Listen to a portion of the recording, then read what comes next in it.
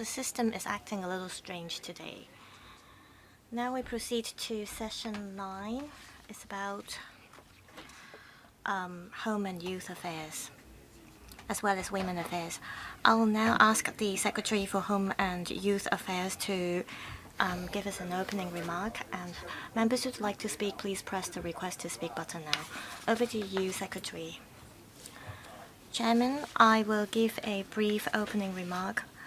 First of all, about the key areas of work of the HYAB in 2026-27. On youth development, the HYAB has been coordinating with various bureaus to implement the 160 measures set out in the Youth Development Blueprint. The bureaus has introduced more than 130 new measures to ensure that the blueprint will evolve with the times. This year, we're launching a youth talent training program to better equip our young people, broaden their international horizons, and cultivate a holistic outlook.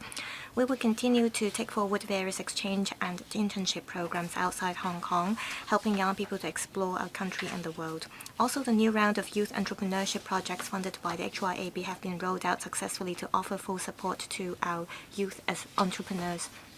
Following the success of previous years, we will also organize the third edition of the Youth Development Summit in the second half of this year.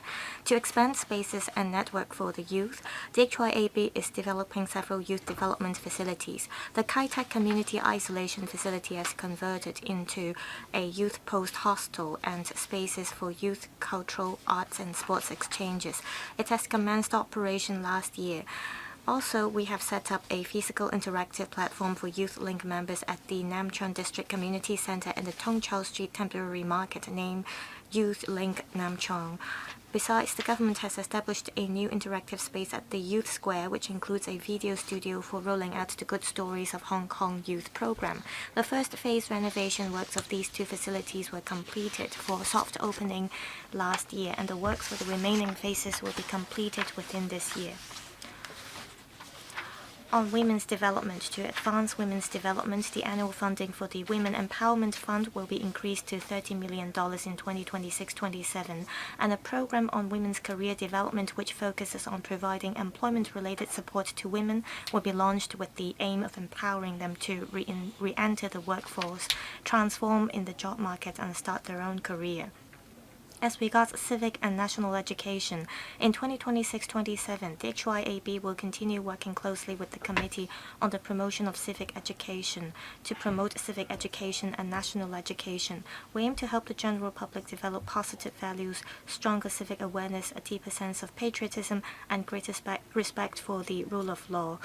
On district governance, the 7th-term district councils have continuously refined its operations over the past year on the foundations of the institutional reforms and have continued to deliver its consultation plus service functions. District council members have performed well, not only providing service to residents through their ward offices, but also reaching out to the people through the mobile meeting room to stay close and responsive to public sentiments.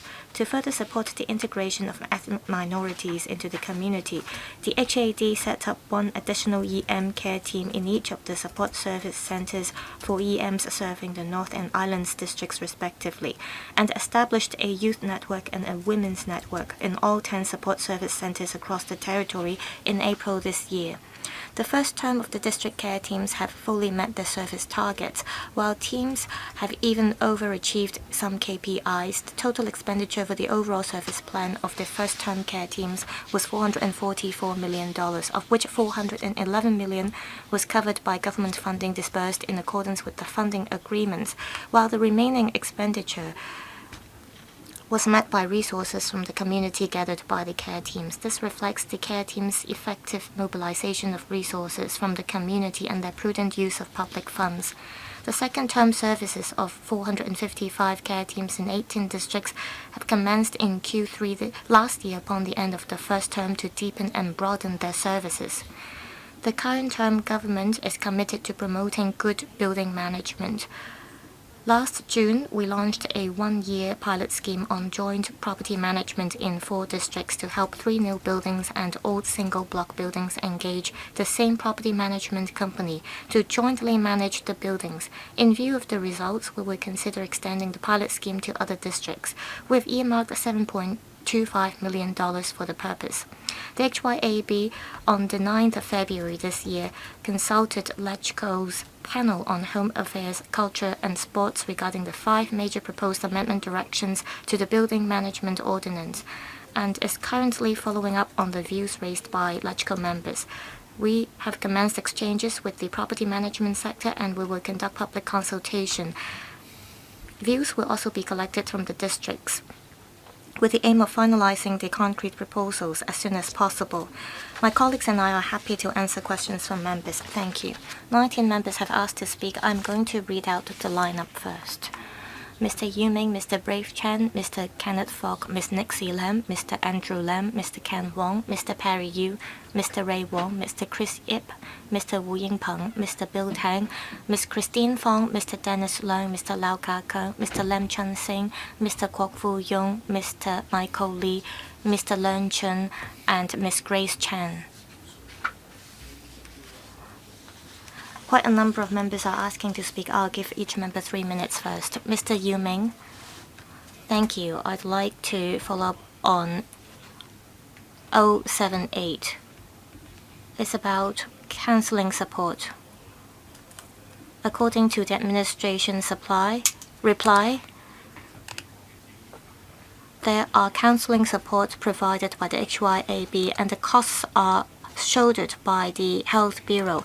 However, I don't see how many people have received training, and I don't see how many cases have been referred to the Health Bureau. I think this is a very meaningful scheme because I am a member of the district care teams. I think it is important to allow district care team members to receive training in this regard. This is a cross-departmental effort, so I hope to get more figures from the administration to see how many people have received training. We want to know how well the government has been doing in this respect. Also, every time there is change of members in the district care teams, how can you ensure that all members will be able to receive training so that they can do better? Also, does the government have plans to improve district care teams by offering more training to them? HAD, Secretary. Thank you, Chairman. I thank members for their support to the district care teams. As mentioned, all 420 district care teams have fulfilled their targets in the first term, and they have exceeded some of their targets. They have mobilized many resources in the community to complete their tasks. Different government departments would like to, through district care teams, offer more services to citizens.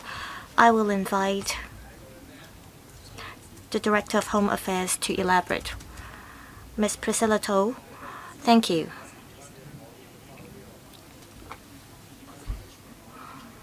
On providing support, we are offering support on all fronts. We have asked the HHB to provide training, and we also work with different community organizations in all 18 districts.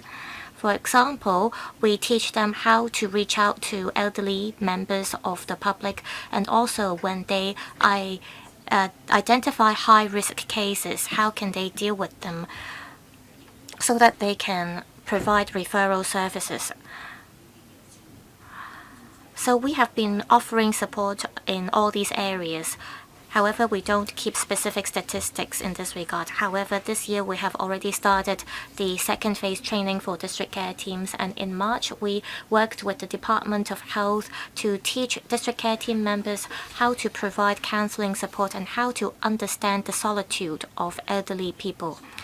We have offered simple training in this regard. We don't have specific statistics, but we have been offering training in all respects.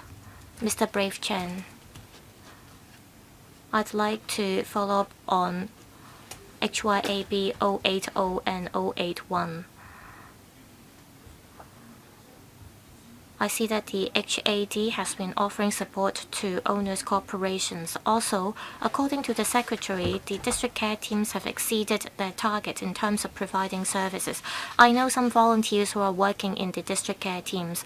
My question is, how can we offer support to the grassroots as well as owners' corporations? And also, how can district care team members speed up their efficiency in terms of filling forms so as to reduce their workload in providing frontline services? This will help them offer better support. I want to know if there are enough resources in this regard and whether it's possible to allocate more resources to this. Secretary, I understand that there are two questions from Mr. Brave Chan. First question is about our support to owners' corporations.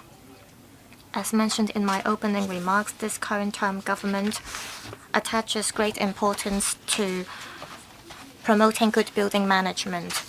The chief executive, in his policy address every year, covers how we can improve building management. In the policy address announced in September last year, the chief executive also mentioned that he will set up a building management working group under all 18 district councils. We want to set up this working group under all district councils because when we reached out to owners' corporations, we realized that different OCs face different problems. So the best way to deal with it is to have district councillors who are familiar with district matters to provide support to them.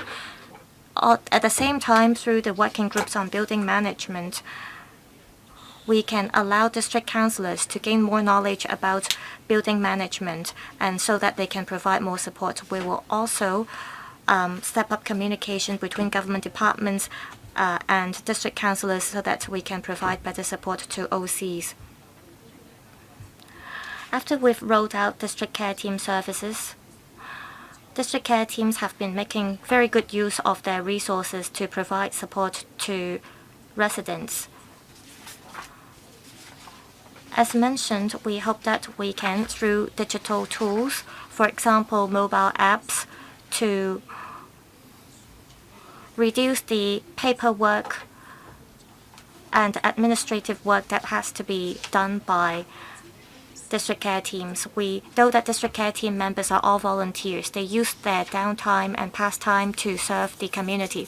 We hope that they can spend every minute on serving the community instead of dealing with cumbersome paperwork. Next, Mr. Kenneth Fogg. I'd like to follow up on HYAB 027. Next year, we will celebrate the 30th anniversary of our reunification with our country. I understand that the government cannot provide specific details on this yet. According to the administration's reply, a dedicated office will be set up to establish a plan. I understand that the administration will spend resources on this. Can we bring together resources from the community so that we can achieve greater synergy? Understand that this dedicated team and this office will be set up under the government. Can we, however, invite members from the business sector or from the arts and culture sector so that we can come up with goals that we want to achieve in the celebration activities? Also, we want to bring together more people from different sectors to take part in the planning. This way, maybe we can end up saving more money because we can mobilize community resources. Second, I'd like to follow up on HYAB 070. It's about international exchanges. I'm happy to see that there are more subsidy programs offered by the government. We should have more exchanges with other places in the world. Well, more broadly speaking, apart from bringing people from Hong Kong to other places, we have to think about how we can serve our country better. We are a gateway to our country. We want to bring students or young people from Hong Kong and the mainland to other places in the world. We had a delegation led by the chief executive to bring members of the business sector to other places. Can there be guidelines so that we can form teams with the mainland authorities to bring young people to other places? Thank you. In reply 027, that is regarding the preparation work for the 30th anniversary of Hong Kong's return to the motherland, Mr. Kenneth Fok has given us some views on organizing celebration activities such as the theme as well as the contents. We are grateful to members for your views. If members have any views on organizing activities to celebrate the 30th anniversary of the return to the motherland, we welcome members' views. We attach a lot of importance to this. That's why we are going to set up a steering committee under the HYAB to steer the celebration of our return to the motherland. We welcome different sectors in society to take part in this.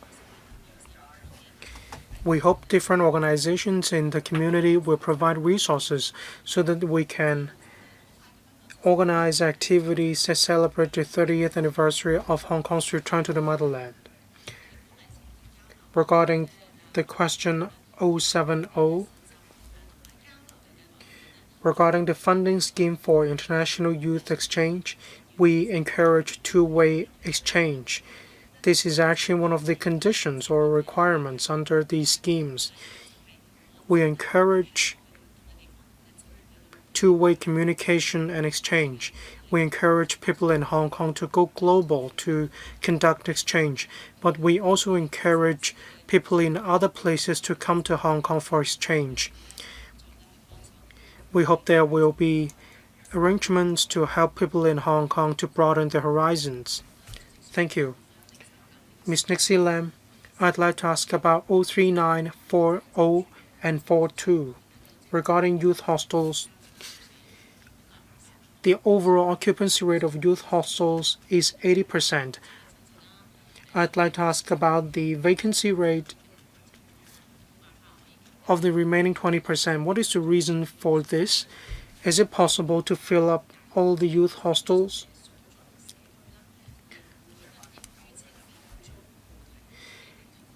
It is said that the area in which the youth hostels are available will also benefit. I'd like to hear from the administration some examples regarding the disadvantage. Regarding 040, it details the operational details of the youth post hostel. The administration said that the occupancy rate will only be available in May this year, as well as in the annual report in May. I'd like to ask whether break-even has been attained.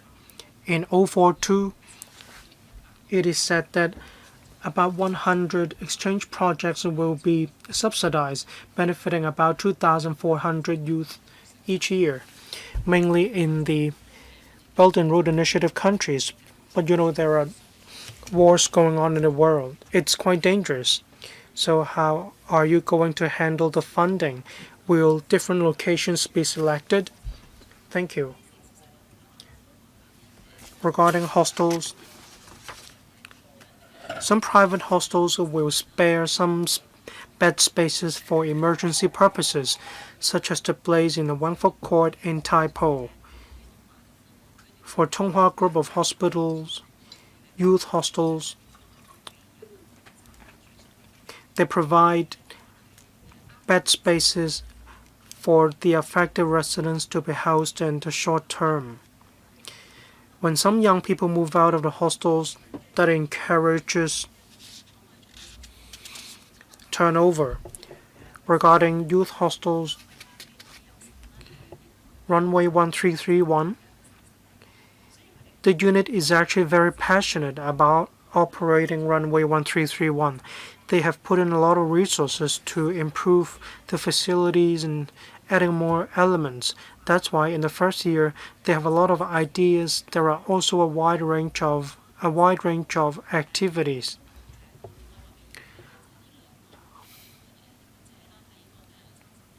In Runway 1331, the operators aren't just aiming to reap profits. They want to provide services to young people through the youth post hostel. Regarding international exchange, it's subject to geopolitical tensions. there is a need to make changes and to facilitate coordination. Thank you, Ms. Andrew Lam. I'd like to ask about 095. That is my own question about support providing to 3 new buildings. Earlier on, the Building Management Professional Advisory Services Scheme was launched. $33 million were spent. I'd like to know how many OCs have been formed because of this system. I mean this scheme.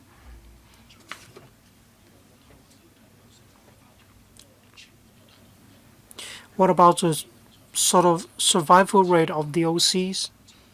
Now that money has been spent, it shouldn't be difficult to track the progress of the forming of the OCs in order to make sure that the public funds are well spent. Thank you, Chairman. Thank you, Mr. Lam.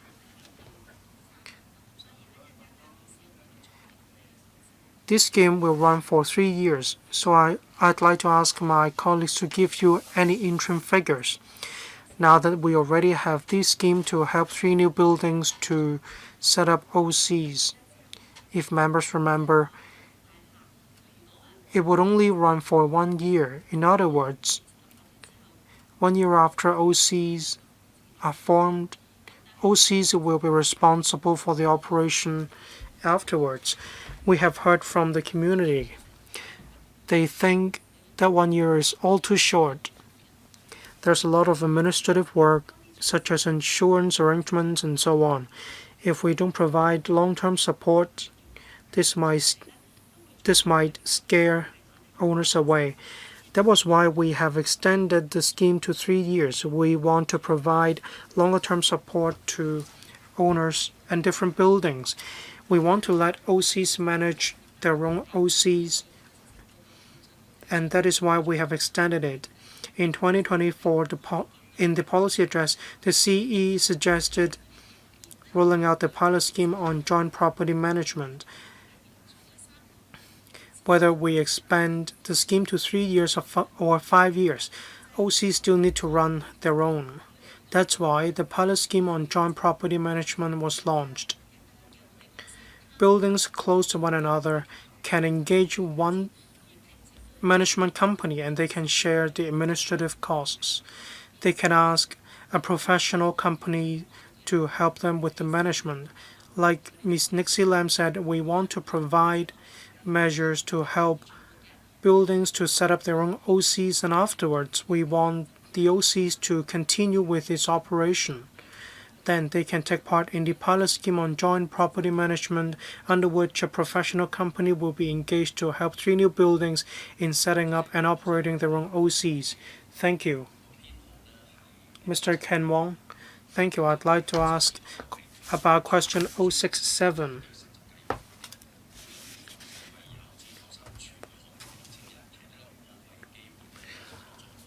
It's about the new media thematic internship program in the mainland. It's worth our recognition.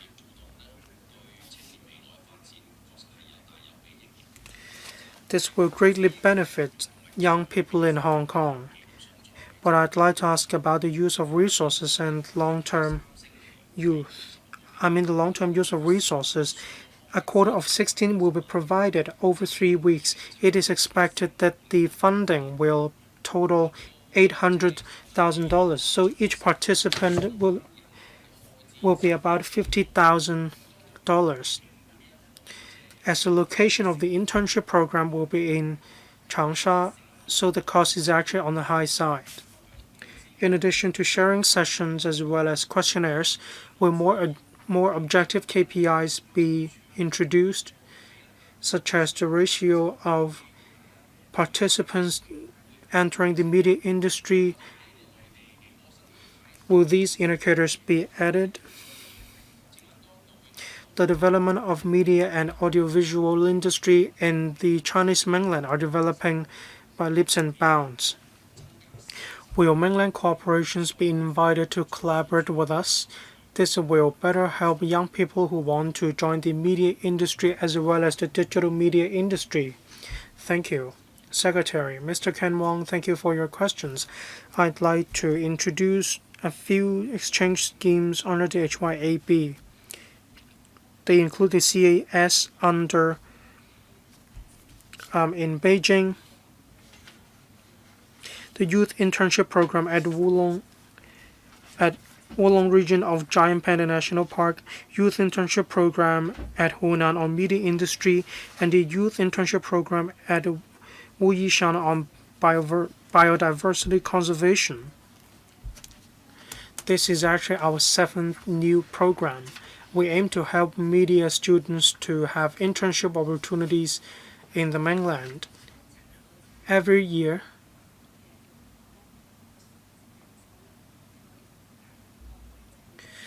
we receive a lot of applications. The number of applications is much greater than the number of quotas. The resources across the 6 schemes are actually scattered or distributed evenly. We encourage students to take part in different schemes. What about after the completion of the program? Member mentioned forms or questionnaires. In 2023, the HYAB has established the Youth Link. We encourage participants who have graduated from the program to continue to take part in the Youth Link. We don't want young people to get out of touch with us after the completion of the program. We want young people to stay in touch with us after the program so that we can continue to nurture young people in Hong Kong. When we see the development of young children in the future, then we can see the effectiveness of our programs. Mr. Perry, I'd like to follow up on my own question, HYAB 110. It's about combating the illegal operation of guest houses. In 2025, 7,364 inspections, and there were 97 prosecutions. In 1994, there were a total of 9,955 inspections. I'd like to ask about the latest situation. What is the reason for the decrease in the number of inspections and prosecutions? There were suspected breaches of the hotel and guest house accommodation ordinance in some internet bars. Regarding the maximum penalty under the hotel and guest house accommodation ordinance, the maximum penalty is $500,000. Regarding successful convictions, the highest fine administered is $15,000. It seems that this is just a slap on the wrist, and this has become a toothless tiger. I'd like to know how the administration will increase the deterrent effect. Thank you. Secretary, thank you. Rest assured, Mr. Liu, regarding clamping down on illegal or unlicensed guest houses, will definitely not lighten our enforcement actions. We will not let our guard down. We have been combating unlicensed hotels and guest houses. Regarding the new modus operandi in relation to illegal operation of guest houses, we are actually mindful of their operations. We are consolidating the evidence we have. When the time comes, we will prosecute them. Member, please rest assured we will definitely not let our guard down. Regarding the penalties as mentioned by member, it's about legislation. Penalty has been set under legislation, and the sentencing is subject to the summary of facts, and it is to be decided by the judicial officer. There are new modus operandi of illegal operation of guest houses. Like members, we express great concern over the illegal operation of guest houses. That's exactly why we have been conducting online patrols, and we have also conducted raid checks. Thank you. Mr. Ray Wong, I'd like to follow up on HYAB 116, the Administration on Social Media Platform Surveillance. There is an account created by the administration to conduct patrols on social media platforms. I appreciate this effort. However, I think there could be more creative content created by the administration on social media platform. Nowadays, AI is used commonly. Apart from looking at the searches and likes by netizens, I think we can make use of AI to look for any negative comments or feedback. Through this kind of searches, which, if done manually, could be very frustrating. However, if we make use of AI, it could be very helpful. For example, our country makes use of AI to spread anti-scam messages. So this is just a little suggestion from me. Secretary, any reply? I thank the member for the suggestion. We welcome any ideas from members. We have set up many different social media platforms, so please browse the platforms and please share these platforms for us and like these platforms. Understand that many members have been managing their own social media platform accounts. One difficulty is that if the SAR government sets up websites or social media platform accounts, when we promote them, we cannot adopt the same practice of private sector. This is not a private account that we're talking about, so we have to think of different ways to promote them. Promoting an organization account or a personal account is different. So colleagues from the ISD has adopted different methods. For example, we've been making use of AI. We have also been working with other media. We will definitely make reference to the suggestions made by the member. Our ISD colleagues will think about how we can make use of the social media platforms. We hope that through creating accounts on social media platforms, we can better reach out to members of the public from different sectors. So we thank members for their suggestions. We hope that members could help promote our social media platform accounts and like them. Next, Mr. Chris Yip, I'd like to follow up on HYAB 092.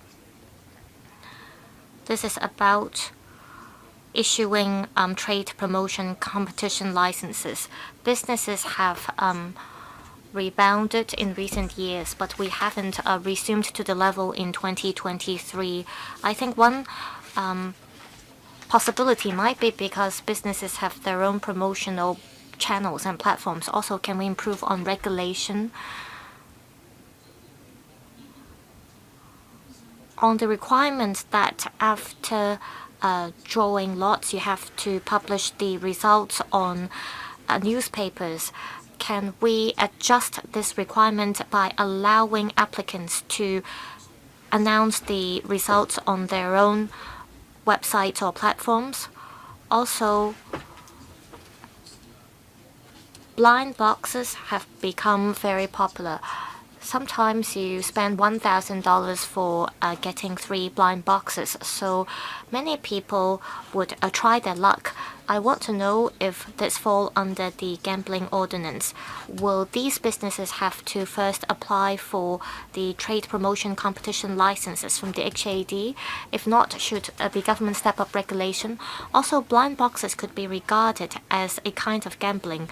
Will the administration regulate these kind of blind boxes? If the gift exceeds a certain level, then only those aged above 18 could buy these blind boxes. Secretary, well, blind boxes do not fall under our purview, but I could share our thoughts with you. In relation to the first part of the members' questions,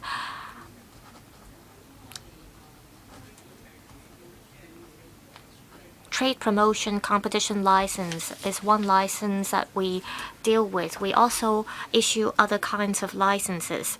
For example, there have been new modus operandi adopted by unlicensed guest houses. These are all historical issues, and we haven't been able to review the relevant legislations. Also, there have been a new culture, for example, blind box drawing. Can our legislations move with the times?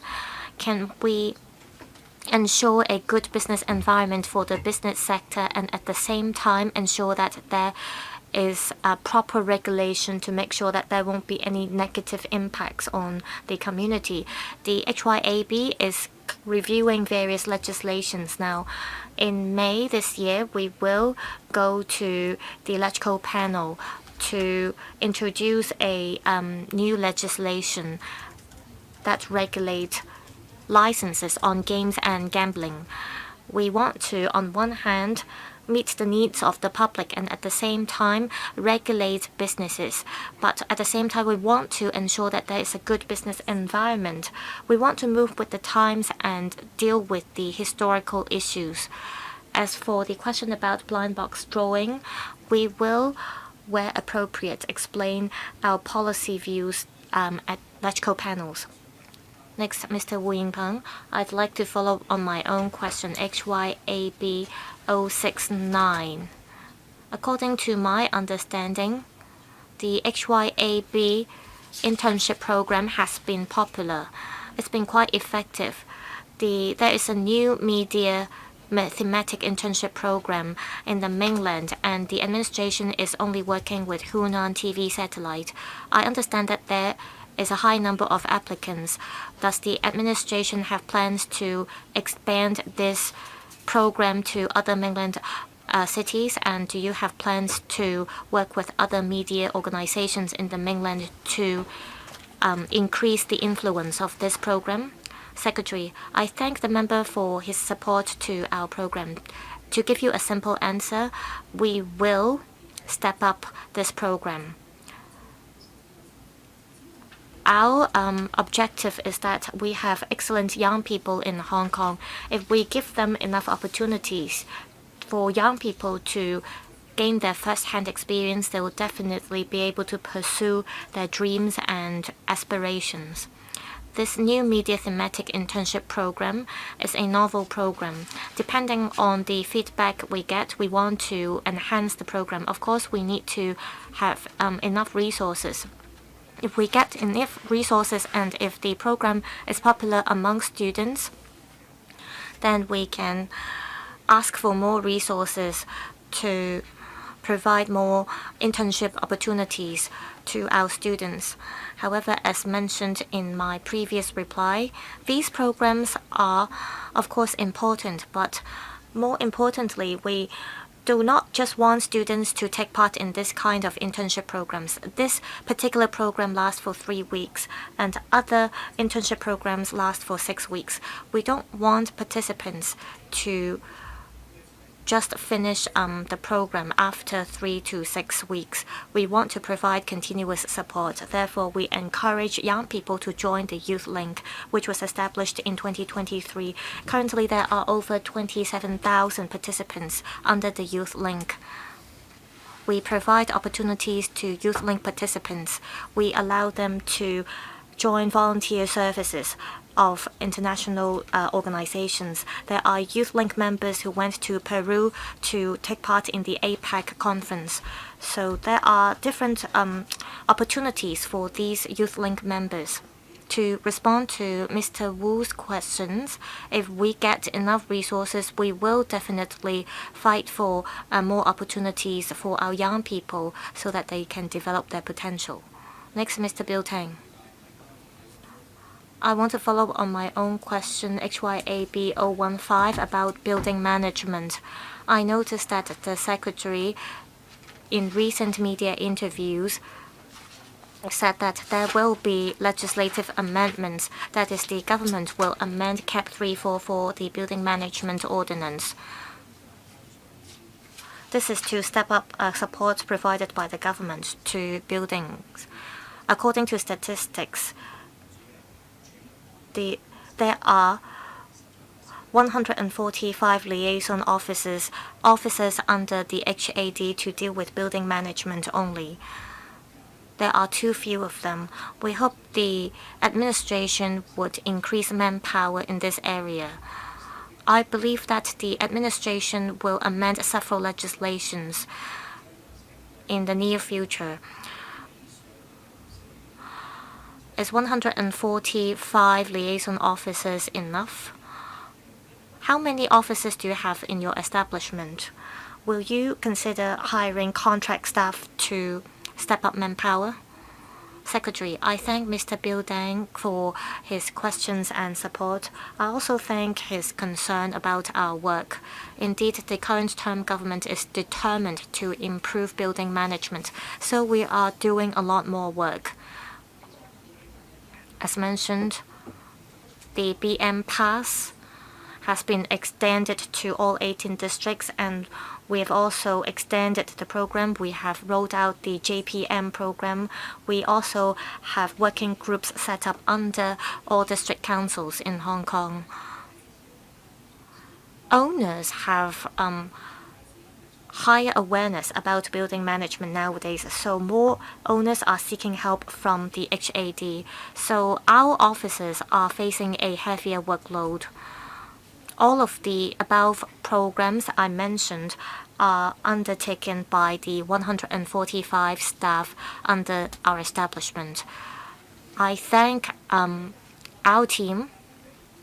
No matter how hard it is, they're all willing to dedicate their effort to serve the public. We as management, of course, understand how great a workload our officers are facing. If they are overwhelmed, it would affect the services we provide to the public. So under the premise of providing quality services as well as comprehensive support to the public, we want to ask for more resources and manpower. We hope to have the support from LegCo so that we can expand our team on building management. Ultimately, we want to provide better services to the public. Next, Ms. Christine Fong. I'd like to follow up on HYAB088. It has to do with building management as well. There are 60,000 private buildings in Hong Kong. About 8,000 of them have OCs established, and over 5,000 OCs have been established. According to the paper, about 1,300 OCs have got advisory services. Every year, about 430 of them got the free advisory services. So less than 10% of them make use of these advisory services every year. Not just OCs, many owners would like to get this kind of free advisory services. My question for the Secretary is, have you done a survey on the number of inquiries made by owners? And also, will you be proactive in terms of making use of AI? Will you launch physical meetings or online meetings to provide advisory services for owners that are faced with frequent disputes? My other question is, those who follow the rules after a general meeting is held by the OC, they would publish the minutes 28 days after the meeting. However, not all of them follow the rule, and some of them publish the minutes in a very inconspicuous space. And also, there are OCs that spend money arbitrarily. Will there be a regular mechanism in place? As mentioned, there are only 145 staff that deal with building management issues. Will you, in accordance with CAP 344, further enhance your building management measures? Thank you. Secretary, thank you, Ms. Fong, for the questions. In a moment, the Home Affairs Department will provide statistics. I believe members understand why not many OCs take part in the Owners Corporation's Advisory Services Scheme. Whenever there are disputes, they are reluctant about joining these schemes. For the owners who seek assistance from the HAD, we refer different schemes available to them and we encourage them to use our services. After all, we can provide professional services through these schemes. Just now, a member asked about the manpower. After the amendments to CAP 344, we will increase manpower. And we thank member support for making a supernumerary position permanent. Now we have a dedicated team on building management. This will allow us to provide more services to owners when it comes to building management. Thank you. Mr. Dunslang, I'd like to follow up on Ms. Chen's question about youth hostels. Only 3,700 hostels, but there are over 16,000 applicants in total. In other words, only 25% of the applicants can secure a space in hostel. What about those who fail in their application? Is there any support given to them? I'd like to ask about resource allocation of the HYAB Secretary. Thank you, Chairman. Thank you, Mr. Leung. First of all, for the youth hostels in Hong Kong,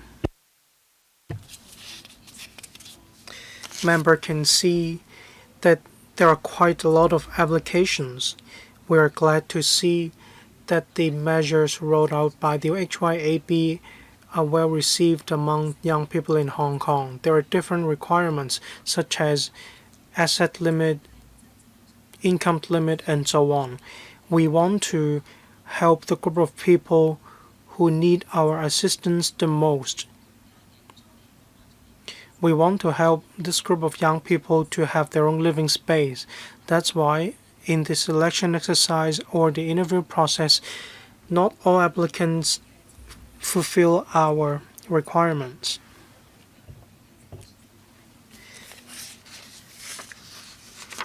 We will continue to expand our youth hostel schemes. We want to help more young people who meet our requirements to secure a space in our youth hostels. Mr. Clarence Leung, Undersecretary, anything to add? Thank you. As the Secretary said just now, we have received a wide range of applications. Applicants need to fulfill all the requirements. Some stay in youth hostels for a longer time, that is 2 years, and afterwards, there are new applicants who will move in. There are 3,700 youth hostels at present in Hong Kong. They are operating in a satisfactory manner. We target young people aged between 18 and 30. We want to give them opportunities through these 3,700 hostel places in Hong Kong.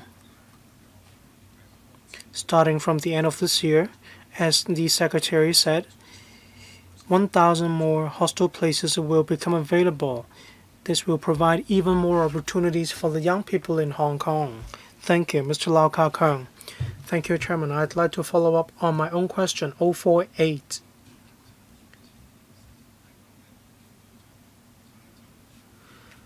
The target of the relevant scheme of Hunan Satellite TV is media students in Hong Kong. I'd like to know whether other students from the Department of Multimedia will also be allowed to take part in these schemes. Upon completion of the program, will students be allowed to work with other mainstream media organizations in other cities in the GBA? What about internship programs or internship opportunities for students who have good results?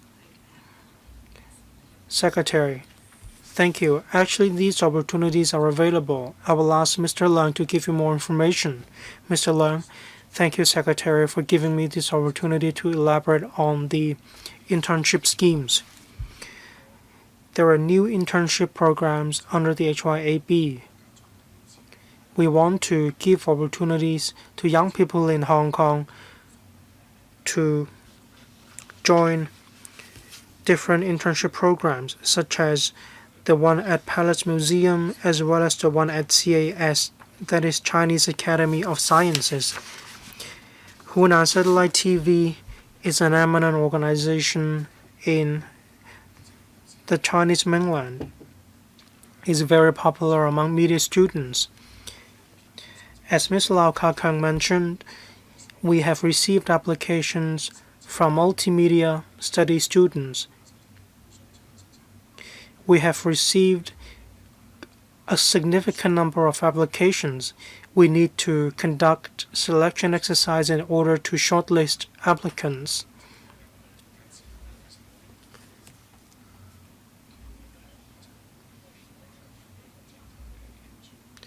We also want to work with different NGOs to organize internship programs.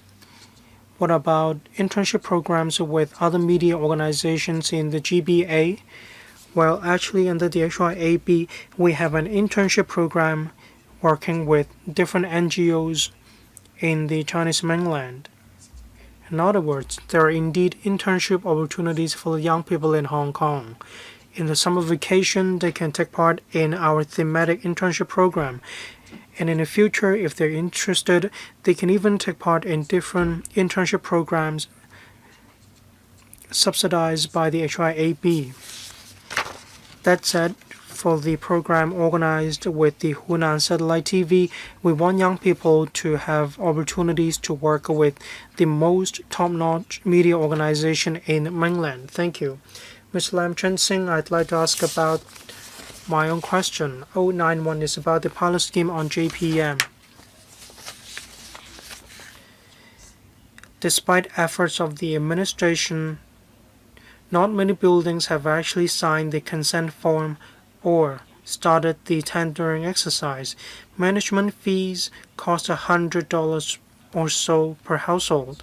This amount might be considered unnecessary to elderly owners. Management fees might increase if they cover garbage fee or emergency repairs. What about any early bird offers? Can management fees be subsidized for, say, 1 to 2 years per household, about $2,000 per year? 34 blocks, probably about $200,000 per year. Is it possible to incentivize buildings to take part in the scheme? 1 year later, if they are satisfied with the service, they can take money out of their own pocket to continue with the service. Thank you.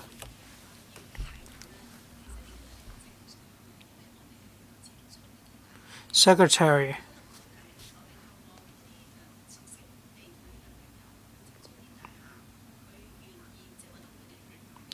For those who are familiar with the district level, they have got in touch with the building owners, and probably some early owners might not be well up in the scheme.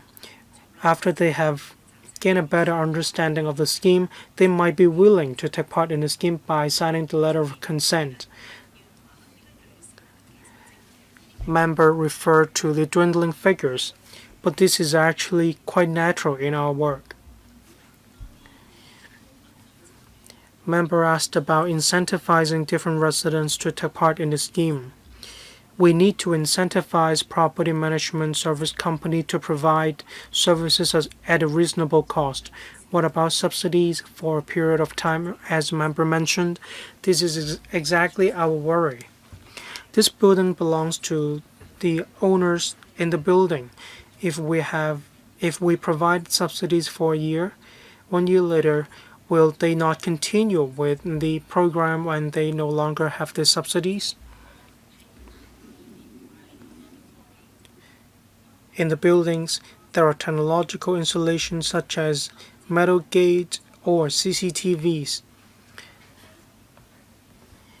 This will reduce the expenditure on management fees, about $50 to $200 per household regarding their management fees. Even if the subsidy is not available, owners may still be willing to take part in the scheme. Some have already tried their hands on the scheme, and then they are willing to take part in the scheme, and they have taken their own initiative to sign up for the scheme. They have sought assistance from the district councillors, and they have taken part in the pilot scheme on JPM. We have provided appropriate assistance, and then owners can pay a reasonably low managed fee to engage a professional property management service company to help with management of their building. Thank you, Ms. Kwa Fuyong. Thank you. I'm concerned with the pilot scheme on JPM. That's why I'd like to follow up on this question, 0884. In the reply provided by the administration, it cites the policy address in 2025 regarding the effectiveness of the pilot scheme. Depending on the effectiveness, it will be extended to other districts.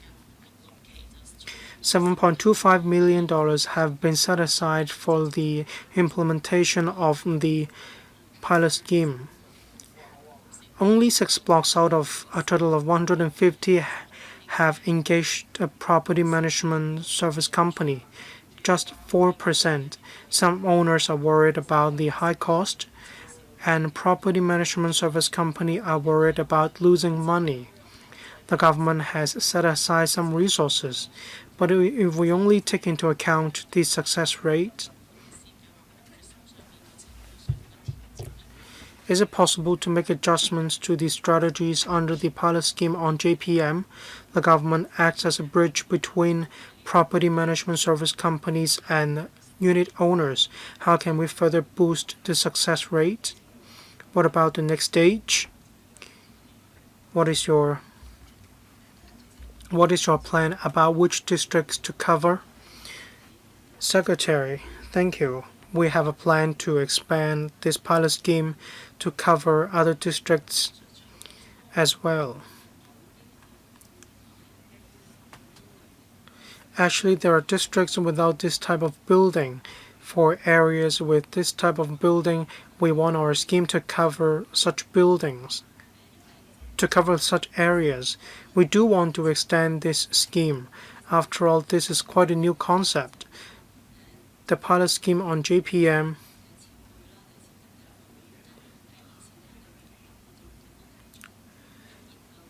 it has been floated by LegCo members across different terms, and then the CE has finally taken on board the views and suggestions of members to put in place this pilot scheme on JPM. This is not an easy scheme to implement. You need to encourage owners to take part in the scheme. You need them to be mindful of the need to take part in the scheme. At the same time, you also need to engage property management property service management companies to be willing to provide services. This is no easy task. That said, we'll continue to implement such schemes. We want the scheme to help even more buildings. Then owners will know that the scheme can help them. When they have found that buildings nearby have taken part in the scheme, then they may be willing to try. Then they will take the initiative to join the scheme. Mr. Michael Lee, thank you, Chairman. I thank the Secretary and her team. Over the past year, they have done a lot of work to ensure a social harmony, and they've also offered support to women and young people in the community. The current term government has done a lot to deal with long-standing issues as well as any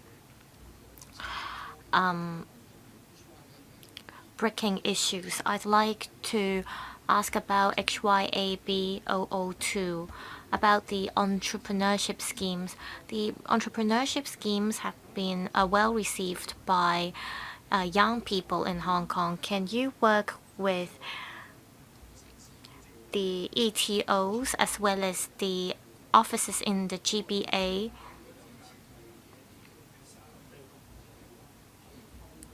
for businesses that engage in creative or cultural work? Could we issue a certificate to them so as to ensure they have a better career prospect? Also, can we work with various mainland cities as well as business associations in various cities, municipalities, and provinces in the mainland? Mr. Lee, there is only 1.5 minutes left. Secretary, I thank the member for the questions. Indeed, Mr. Lee shared the same views with us. We already have plans to do so. During the first round, we rolled out the entrepreneurship scheme, and now we're rolling out the second round.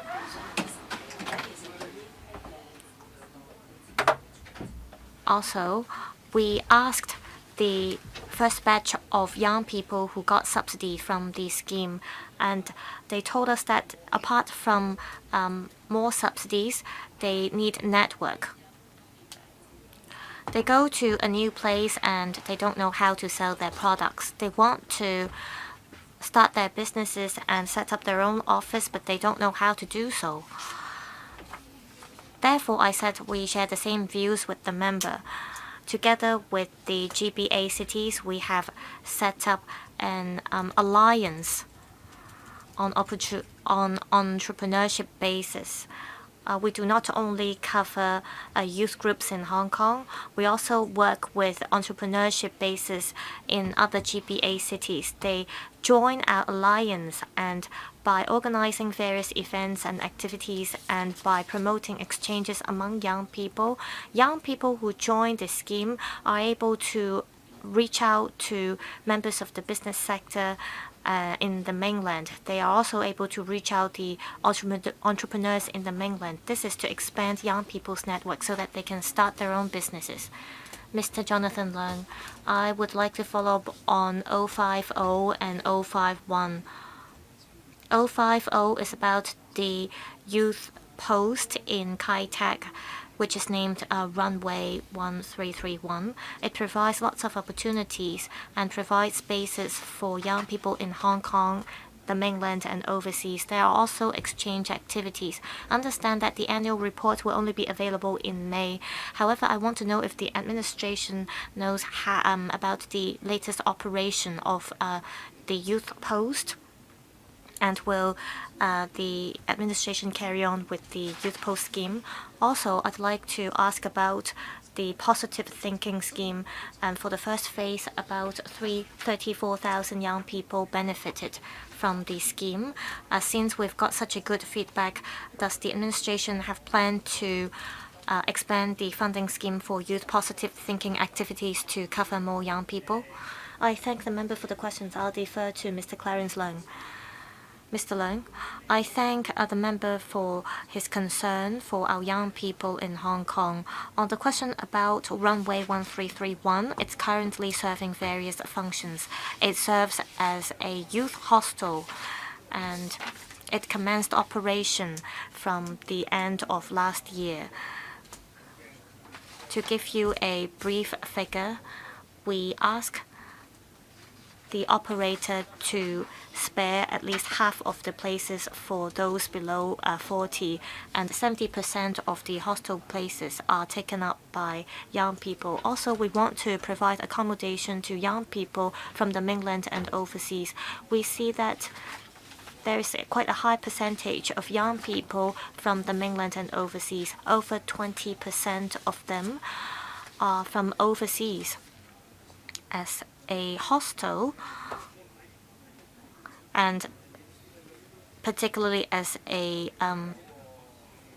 hostel for young people, there might be fluctuations. For example, in certain months there might be more tenants, and in other times there might not be as many tenants. So the operator has been organizing various activities for young people.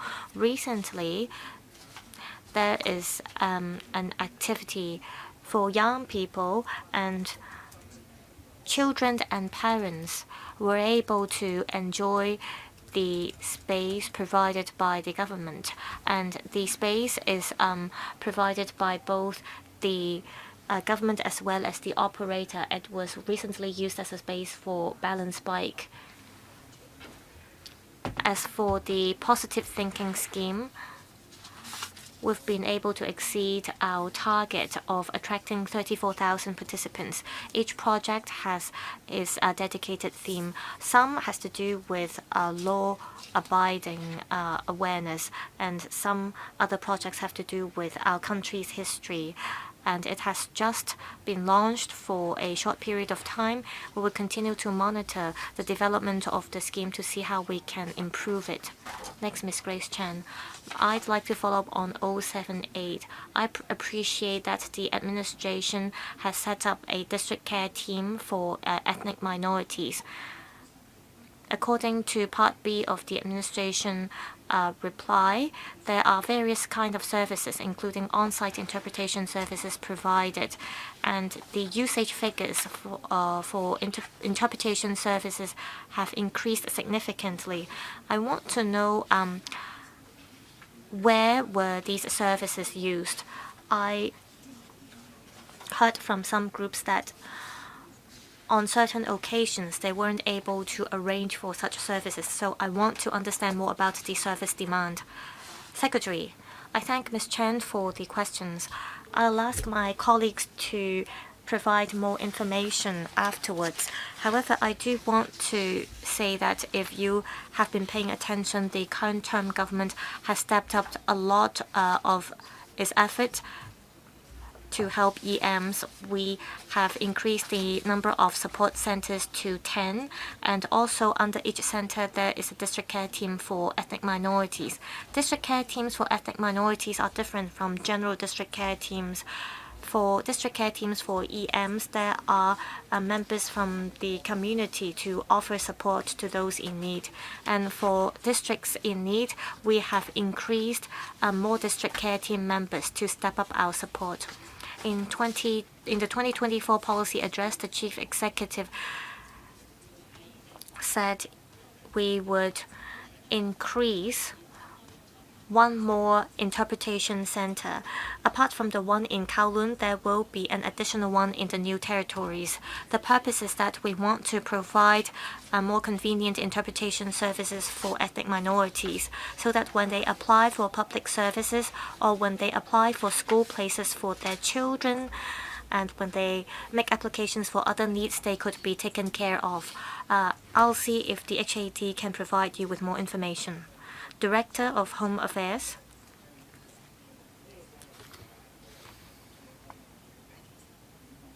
There are different kinds of services provided by the interpretation centers. For example, there are interpretation services provided on telephones. There are hotline services, for example. There are also on-site interpretation services as well as site interpretation services.